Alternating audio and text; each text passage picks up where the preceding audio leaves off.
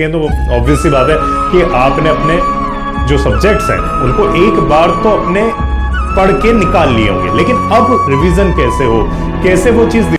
तो कैसे हो मेरे प्यारे बच्चों, आज मैं आप लोगों के लिए बहुत ही इंपॉर्टेंट टॉपिक लेकर आया हूं, क्योंकि मुझे पता है कि 21 फरवरी का आपका फिजिक्स का पेपर है क्लास 12th का, और आप लोग सोच रहे होंगे कि ये पेपर कहीं टफ तो नहीं आ जाएगा। क्या हम आज इस बात का आंसर दे सकते हैं कि 21 को जो पेपर होगा वो इजी होगा या टफ होगा? नहीं, इसका डायरेक्टली आंसर तो नहीं दिया जा सकता, लेकिन हां, हम कुछ चीजों को अज्यूम कर सकते हैं। कैसे अज्यूम करें? अज्यूम करने के लिए हमें देखने होंगे हमारे पिछले सालों के पेपर्स। अगर मैं पिछले 2-3 साल का पेपर उठा के देख रहा हूं ना बच्चों, तो मुझे ये लग रहा है कि फिजिक्स का पेपर केमिस्ट्री, मैथ्स या बायोलॉजी, इन सब में थोड़ा सा टफ तो आ रहा है। यानी कि हम ये बात जानते हैं कि फिजिक्स का पेपर इन बाकी सारे इक्विवेलेंट सब्जेक्ट की तुलना में थोड़ा सा टफ आता है। और अभी का अगर मैं सैंपल पेपर देखूं तो मुझे पता है कि सैंपल का जो अभी सैंपल पेपर आया है ना, वो भी बच्चों टफ है। तो इसका मतलब ये है कि कहीं ना कहीं इस बात के चांसेस हैं कि इस बार का जो पेपर होगा ना बच्चों, वो थोड़ा सा तो टफ होगा।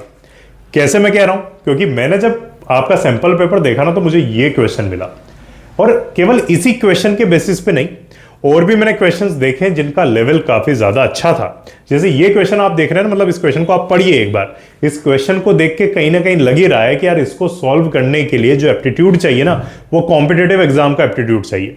इसलिए मैं आपसे कह रहा हूं कि बच्चों, अगर आपको फिजिक्स का पेपर देना है ना, तो प्रिपरेशन थोड़ी टफ तो आपको करनी पड़ेगी, और बहुत स्ट्रांग आपकी परफॉर्मेंस होनी चाहिए, तब जाके आप कहीं ना कहीं इसके अंदर बहुत अच्छे मार्क्स लेकर आएंगे। तो देख लेते हैं हम लोग।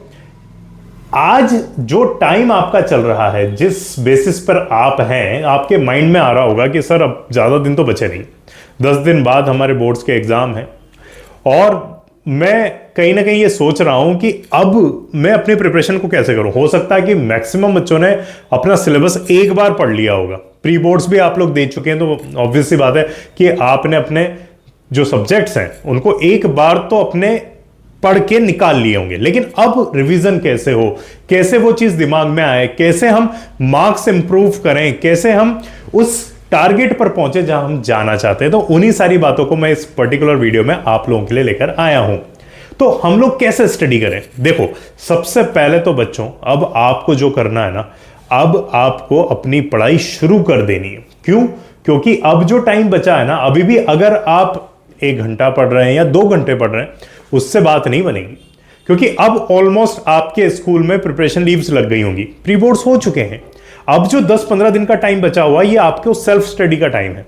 तो अब इन बचे हुए टाइम का प्रॉपर एक रोड मैप बनाइए, एक प्रॉपर स्ट्रक्चर बनाइए डे बाय डे, और मैं तो कहूंगा आप उसको हर 1 घंटे का पूरा प्लान बना के चलिए कि आपको इतने बजे से इतने बजे तक ये सब्जेक्ट पढ़ना है, फिर उसके आगे इस इतनी बजे से लेकर इतने बजे तक मुझे दूसरा सब्जेक्ट पढ़ना है, इस तरीके से। और हर सब्जेक्ट को चैप्टर वाइज भी आप डिवाइड कर लीजिए कि मैं डेली बेसिस पे कितने चैप्टर्स रिवाइज करूंगा, और उस रिवीजन में मुझे क्या चीज पढ़नी है, इन सब की प्लानिंग आपको करनी होगी।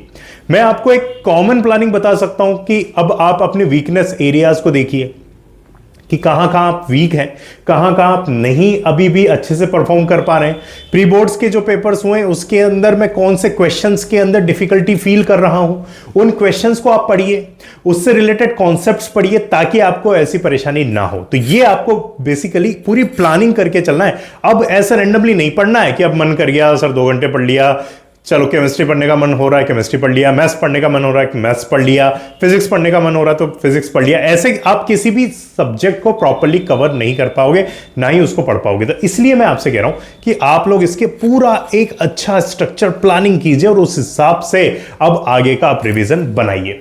इसके बाद में जैसा कि मैंने आपको बताया, और हाँ, एक और इंपॉर्टेंट बात, उसको फॉलो भी करना है। कई बार ऐसा होता है पूरा साल भर निकल गया कि हम लोगों ने सर बहुत टाइम टेबल बनाए, हमने बहुत इसको फॉलो करने की कोशिश की, लेकिन फाइनली क्या हुआ कि हम लोग उसको फॉलो नहीं कर पाए हैं। तो जो भी आप प्लानिंग कर रहे हैं ना, उसको प्रॉपरली फॉलो कीजिए, इस बात का आप लोग ध्यान रखिए।